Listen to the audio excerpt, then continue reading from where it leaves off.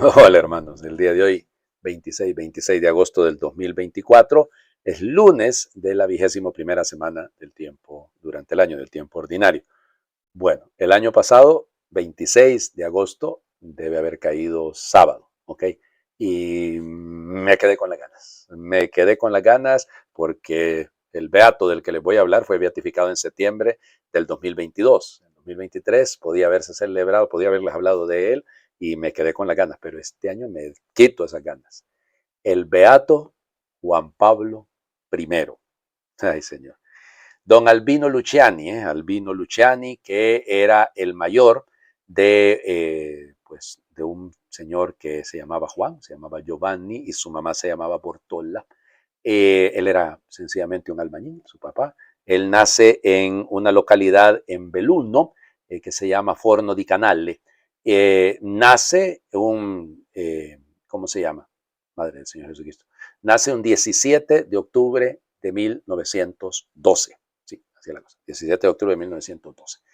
Y bueno, miren, pensaron que se iba a morir en el momento del parto, porque era muy débil, era muy frágil. Y entonces fíjense cómo va a ser, que la misma partera que ayudó a la mamá, a doña Bortola, a dar a luz, ella misma lo bautizó, porque realmente pensaron que el niño se iba a morir, ¿no? Tuvo 4 hermanos, 2 varoncitos y una muchachita que le decían Nina. El menor, Federico, murió cuando él estaba muy pequeñito. Miren, les tocó muy duro a ellos porque piensen, en 1912 estamos cerca de la Primera Guerra Mundial, de la Gran Guerra, y entonces, claro, muy, muy complicadísimo, ¿no? Miren, muere su mamá cuando él tiene 10 años. Su papá contrae, se vuelve a casar, ¿no? Se casa otra vez, y entonces la esposa nueva, la esposa nueva de don Giovanni, esa mujer era una mujer de una piedad extraordinaria. Una mujer de una grandísima devoción, un grandísimo amor a la Virgen, y ella va a ser entonces la que le va a transmitir a él directamente, con mucha pues, fuerza, la fe. Al punto que ingresa él en 1923 en el seminario menor, ahí en Feltre. Luego, miren, era un genio, realmente se memorizaba, tenía una memoria extraordinaria ese muchacho, una memoria extraordinaria. Y entonces, ya les digo, se memorizaba, parece una cosa extraña, ¿no? O exagerada. Se memorizaba libros, pero es que realmente así lo hacía. Ingresa en el seminario en Belluno y va a ser ordenado sacerdote el 7 de julio de 1935. Y entonces ahí lo nombran capellán de su propio cuerpo, de su propia ciudad natal, ¿no? Y ahí va a estar, luego lo ponen de profesor, llega a ser vicerrector 2 años más tarde, en 1937, del seminario de donde él había salido, lo nombran vicerrector, y ahí estuvo 10 años como profesor, enseñaba moral, derecho canónico, vamos, él iba de un lado para otro con las clases. Fíjense, bien interesante, él se doctoró en la Universidad Gregoriana. Universidad Gregoriana, por favor, vamos, ahí vamos. Y entonces, solo que para sacar ese doctorado, necesitaba ir al menos un año a quedarse allá a Roma. Y los profesores en el seminario dijeron que no, porque él lo ocupaban allá, entonces tuvo que conseguir ahí un permiso. Y al final, pues se metió en el tema a él le encantaban los libros de Rosmini, bueno, famoso filósofo y teólogo también, y bueno, consiguió su doctorado y todo, ya les digo. Luego fue nombrado vicario general de la diócesis, ahí de Belluno, de donde él era pues, y luego, y aquí viene la clave, ¿no? En 1949 lo nombraron encargado de la catequesis. Esto a él le fascinaba. Miren, tenía una habilidad para explicar lo complicado de manera sencilla. Era un excelente catequeta. Luego ya en 1958 le nombra obispo San Juan XXIII, ¿ya? Y esto es importante, ¿no? Porque luego su nombre vendrá de ahí. Y él lo ordenó. Fue Juan XXIII el que lo ordenó obispo de Vittorio Veneto, ¿ok? Vittorio Veneto, allá en el norte de Italia, en el noreste de Italia, en la región Veneta, Venecia, piensen. Y bueno, y entonces el 27 de diciembre, en enero del siguiente año de 1959, llega pues ahí a Vittorio Veneto. Se cuenta que fue un excelente obispo. Miren, los sacerdotes lo recuerdan con cariño. Yo he leído varios de los testimonios de los que fueron sus sacerdotes, de los que lo ordenó. Miren, visitaba los hospitales, visitaba, Siempre la casa de él estaba abierta para los sacerdotes. Siempre los recibió, siempre los atendió. Participó, lógico, del Concilio Vaticano II, las 4 sesiones, él estuvo ahí se dio a conocer, precisamente porque era una persona, vamos, extraordinariamente recta, con una claridad de lo que se necesitaba para la reforma de la Iglesia. Y es así entonces como en 1969 el Papa, es importante esto, lo nombró el Papa San Pablo VI ahora, lo nombra arzobispo, patriarca de Venecia. Vean ustedes, ha habido otros patriarcas de Venecia recientes llegados a papas, ¿no? Y santos los dos, San Pío X, ¿no? Giuseppe Sarto y Angelo Roncalli, Juan XXIII. Entonces, para que vean, entonces a él lo nombran ahí. Y luego el año siguiente lo nombra, perdón, en el 73 lo nombra cardenal, siempre Pablo VI. Es interesante que prácticamente, ¿cómo se llama? Unos meses antes de la muerte de San Pablo VI, estuvo él en Venecia y se quitó la estola, Pablo VI, y se la puso a él. ¿Ya? Se la puso a él. Él contaba eso, contaba esto. Albino Luciani decía, no hombre, dice, yo nunca en la vida me había puesto tan rojito por lo que hizo el Papa en ese momento. Bueno, era una premonición casi en el fondo. Fue elegido después de la 4ª votación en el cónclave de agosto de 1978 y por eso la fecha, ¿ok? Porque él no muere un 26 de agosto, él va a morir en la noche entre el 28 y el 29 de septiembre de 1978, pero fue elegido el 26 de agosto de 1978, ahí fue elegido y entonces por eso es que se coloca esta fecha, la del 26 de agosto, porque fue su elección. Miren, no estoy hablando mucho de él y podría hablar muchísimo más, ¿no? Pero era un hombre extraordinario, sencillo, por eso fíjense, el lema de su escudo como papa fue humilitas, humildad, sencillez, eso era todo. Y claro, era complicado para él, la vida le dio un vuelco total, ¿no? Y sus palabras, es que era tan sencillo, ¿eh? O sea, era un catequeta, él era un catequeta, él buscaba la manera de llegar con el Papa del Sorriso, le decían en Italia, el Papa de la Sonrisa, porque siempre estaba sonriendo, siempre tenía ese carácter tan amable, tan afable. Las cosas que escribió, las escribió prácticamente, estaba preparando una encíclica, se dice, pero las cosas que conocemos de él son anteriores, ¿no? Cuando él era patriarca de Venecia, famoso el libro Illustrissimi, son cartas que él escribe a algunas de las grandes personalidades de la historia, incluido, fíjense ustedes, a Fígaro. ¿Se acuerdan de Fígaro, Fígaro, Fígaro? Bueno, le escribe a Fígaro, a Pinocho. Le escribió también una carta. Sí, es una manera de catequizarnos. Bueno, muere de un infarto en la noche del 28 de septiembre o en las primeras horas del día 29.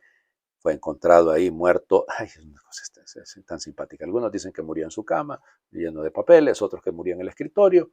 ¿Por qué no nos quedamos con la parte oficial? Que lo que dicen es que lo encontraron muerto en su cama de un infarto. Eso de andar creando teorías de conspiración no le sirve a la iglesia. Bueno, ya les digo, pero su muerte sí fue un golpe. Yo me acuerdo, yo estaba pequeño, yo tenía 7 años cuando la muerte de él, pero yo recuerdo, a ver, primero, la muerte de Pablo VI, era el papa que yo escuchaba de niño, ¿no? Así cuando pedimos por el obispo, por el papa, luego la muerte de Pablo VI a mí me marcó muchísimo, es mi santo preferido, luego el beato Juan Pablo I y también tan rápido, y la elección del primer polaco. Bueno, vamos a las lecturas. Hay que invocar al beato Juan Pablo I, yo sé lo que les digo, una figura extraordinaria, Juan Pablo, por Juan XXIII y por Pablo VI. Comenzamos a leer y solo vamos a leer 3 días, creo, la segunda carta del apóstol San Pablo a los tesalonicenses. Entonces leemos un pedacito del capítulo primero, del versículo del 1 al 5 y luego del 11 al 12. Silvano, Timoteo y yo, Pablo, deseamos la gracia y la paz que proceden de Dios Padre y de Jesucristo el Señor a la comunidad cristiana de Tesalónica, reunida en el nombre de Dios, nuestro Padre, y en el de Jesucristo el Señor.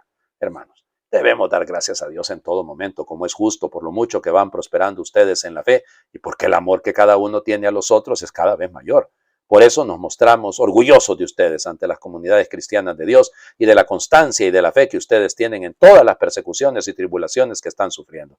Esta es una prueba de que en el justo juicio de Dios serán considerados dignos de su reino, por el cual ahora padecen. Oramos siempre por ustedes, para que Dios los haga dignos de la vocación a la que los ha llamado y con su poder lleve a efecto tanto los buenos propósitos que han formado como lo que ya han emprendido por la fe. Así glorificarán a nuestro Señor Jesús y Él lo glorificará a ustedes, en la medida en que actúen ustedes la gracia de nuestro Dios y de Jesucristo el Señor. Palabra de Dios. Te alabamos, Señor. Bueno, ya sabemos que la primera carta a los tesalonicenses, esta es la segunda, ¿no? La primera es el primer escrito de todo el Nuevo Testamento. Es importantísima esta carta entonces. La segunda parece ser que se escribió un año, lo más 2 años después. Eso es lo que dicen los expertos. Y es más cortita, evidentemente, es muy, muy cortita. Parece que era para terminar de socar algunas cositas que estaban ahí medio flojas en la vida de la comunidad. Pero es bello Pablo, ¿no? Pablo empieza primero elogiándonos. Hombre, nos sentimos, imagínense ustedes lo que digan, nos sentimos orgullosos de ustedes. Uy, digo, podremos decir lo mismo nosotros de nuestras comunidades. Yo me siento orgulloso, claro que sí, eso está de más decirlo, ¿no? Pero es bonito escuchar esto, ¿no? Que la gente, hombre, se sienta, que un sacerdote, que un pastor les diga, hey, me siento orgulloso de ustedes, qué bien lo que han hecho. Claro, es llamativo, no es importantísimo, hace sentir el valor. Y lo dicen, le damos gracias a Dios en todo momento. Oramos siempre por ustedes. Ahora la clave de la oración. ¿Qué es lo que ora Pablo? ¿Qué es lo que Pablo entiende? Dice Pablo, para que Dios los haga dignos de la vocación a la que los ha llamado. Ahí está el punto. Creo que es una oración legítima en todo caso, absoluta. Pedir para que usted viva la vocación a la que el Señor le ha llamado. Creo que es qué mejor oración. Es decir, usted está casado, yo pido para que usted y su matrimonio funcionen como se debe. Usted, el Señor le ha llamado como catequeta, bueno, como catequista. Bueno, yo pido al Señor para que esa vocación la cumpla usted. El Señor le ha llamado a usted como presbítero, le ha llamado como religiosa. Bueno, pidamos al Señor para que cumpla. Usted le ha llamado al Señor para ser médico, abogado, maestro, lo que sea. Bueno, viva usted su vocación. Y que viva, fíjense, sea digno de la vocación. ¡Upa! Esto me parece que es importantísimo, ¿no? Que dé el alto, el ancho, el largo y el profundo. Que usted viva de tal manera que, hombre, que se note que los buenos propósitos que usted se ha formado, dice Pablo, bueno, como aquello que ya ha emprendido en la fe, que se cumpla.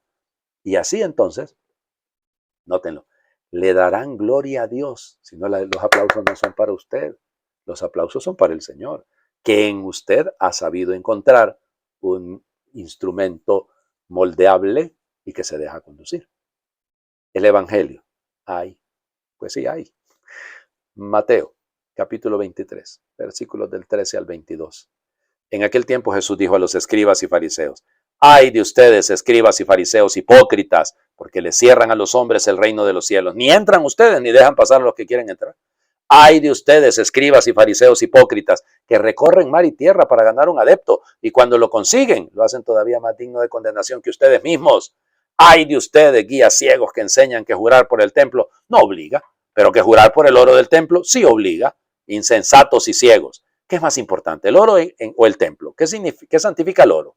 También ustedes enseñan que jurar por el altar no obliga, pero que jurar por la ofrenda que esté sobre el altar sí obliga. Ciegos. ¿Qué es más importante, la ofrenda o el altar? Que santifica la ofrenda.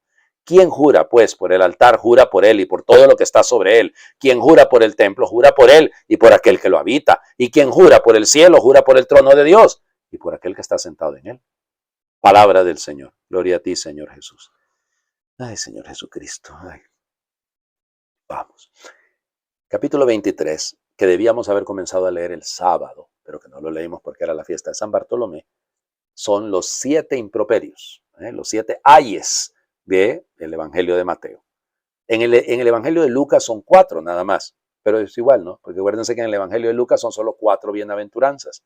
Entonces, por eso, nosotros tenemos 8 bienaventuranzas, claro, hay más, pero son 8 bienaventuranzas, por eso esto parece un paralelo entre la bienaventuranza y esto. Entonces, esta es una malaventuranza, insisto. Bueno, entonces, debimos haber, allá no existe, ¿no? Pero digo, pues si nos hubiese tocado leer ese texto el sábado, les hubiera explicado yo cómo esos 7 elementos que va señalando van haciendo que el reclamo, porque es un reclamo de parte de Dios, a estos que se creen buenos, por eso son hipócritas, hipócratos, acuérdense, ese criterio bajo, esa máscara que se ponen, los hipócritas son los actores. Entonces, cuando yo ando representando un papel, pero no me comporto como aquello que digo vivir o sentir, ahí eso es una hipocresía. ¿Ya? Entonces, hoy vemos 3 ayes. Hay de ustedes, escribas y fariseos hipócritas, que les cierran a los hombres el reino de Dios y no dejan entrar. Ni entran ustedes ni dejan entrar. Ojalá que nunca nos vaya a caer este ay, porque, perdónenme, podemos ser de ese tipo de personas que mucho ayuda el que poco estorba, oiga. De verdad que sí, mucho ayuda el que poco estorba. Y hay algunos de nosotros que vaya, que ni de estorbo servimos. Es una cosa terrible. No le ayudamos a la gente a conocer a Dios. Nuestra manera de proceder, más bien, perdónenme, pero hace como que yo, ¿para qué me voy a meter en esa iglesia? No tiene sentido esto. Claro, no entramos ni dejamos entrar. Segundo, hay, evidentemente, es el tema de los prosélitos. ¿Ya? Prosélito, el que llega, el que viene. Eso es lo que significa proselitos. Es el que está viniendo. Bueno, ¿y qué dice esto? Fíjense que los judíos eran misioneros. Sí, se lanzaban para lograr conquistar a este o aquel. Sí, pero lo hacen peor que ustedes, hombre. Lo hacen digno de condenación más que ustedes. Hay que tener mucho cuidado, ¿no? Porque la gente nos está viendo y la gente espera de nosotros una coherencia que a veces no tenemos. El tercer ay, ¿a dónde apunta? A jurar, ¿no? No, pero jurar por el templo no es nada malo. Ahora, jurar por el oro del templo, yo me pregunto, y lo leí, lo fui a buscar, si había aquí un poquito de exageración de Jesús, ¿no? O sea, que usted va a decir, no, no te preocupes, yo juro por el altar, pero no sobre lo que está en el altar. No, bueno, este es un semitismo. Es una manera hebrea, una manera muy propia del mundo judío, para, con esa exageración, manifestar todavía la radicalidad. O sea, usted no puede andar por la vida haciendo juramentos a medias, pues. Entonces, que cuidado, que no, pero si te estoy jurando por esta tacita que tengo yo aquí enfrente. Ah, pero no por el contenido de la taza. Ay, entonces, ¿para qué sirve la taza? Es eso. O sea, es ese no ser tan, ¿cómo les diría? Tan acomodados, tan, tan hipócritas, que pero no estoy haciendo ninguna cosa. No estoy haciendo algo bueno, pero no estoy haciendo algo tan malo. Mucho cuidado, ¿eh? Perfección. Ese es el camino. Santidad, como el beato Juan Pablo I. Hagamos oración. Señor, dame luz y fuerza para descubrir y librarme del fariseo que llevo en mi corazón. Critico a los ávaros, pero yo comparto solo unas migajas y vivo al límite de mis posibilidades económicas. Critico a los que cierran las fronteras, pero yo cierro mi casa, mi cartera y mi corazón a los que me necesitan. Critico a los violentos, pero mis palabras y mis gestos en demasiadas ocasiones son agresivos. Critico a autoritarios, pero también yo decido sin consultar, sin valorar las consecuencias de lo que hago. Critico a los caprichosos, pero yo justifico todos mis excesos y acabo consiguiendo todo lo que se me antoja. Critico a los que no cumplen con sus responsabilidades, pero también yo me dejo llevar por la pereza. Critico a los que se alaban a sí mismos, pero a veces también yo busco la manera de publicar mis grandezas. Critico. En fin, Señor, tú sabes y yo sé que en demasiadas ocasiones critico a los demás los fallos que yo también cometo. Señor, dame misericordia para comprender los errores de los demás y ayudarles a mejorar. Dame humildad para reconocer mis errores y determinación y paciencia para superarlos. Amén. Señor, esté con ustedes. Les bendiga a Dios por intercesión del beato Juan Pablo I, el que es Padre, Hijo y Espíritu Santo, y su bendición descienda y les acompañe siempre. Muy feliz lunes para todos.